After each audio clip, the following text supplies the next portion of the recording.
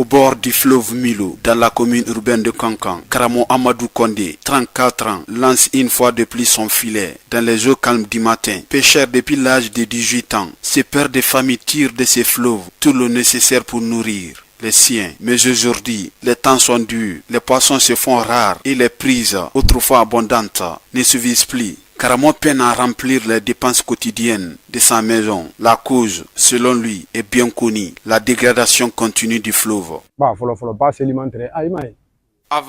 était très propre. On arrivait à faire la pêche dans de très bonnes conditions. À l'époque, il n'y avait pas de jet d'ordures dans le fleuve. Mais de nos jours, ce n'est plus le cas. Avant de pêcher des poissons, actuellement, il faut rémunérer le ciel. Le pêcheur déplore le rejet constant d'ordures de tout genre dans les berges et parfois même au beau milieu du fleuve. Des sacs plastiques, des déchets ménagers, des rigidités de construction. Rien n'épargne le Milo, jadis limpide.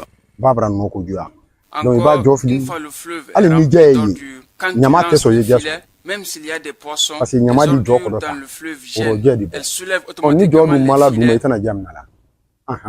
Face à cette situation alarmante, l'appel de Karamo Amadou Kondé résonne comme celui de nombreux pêcheurs du Milo, confrontés à la raréfaction du poisson et à la pollution grandissante. Si les autorités ne s'intéressent pas à ce fleuve, un jour viendra où l'on dira qu'il y avait un fleuve ici. C'est donc le moment de réagir.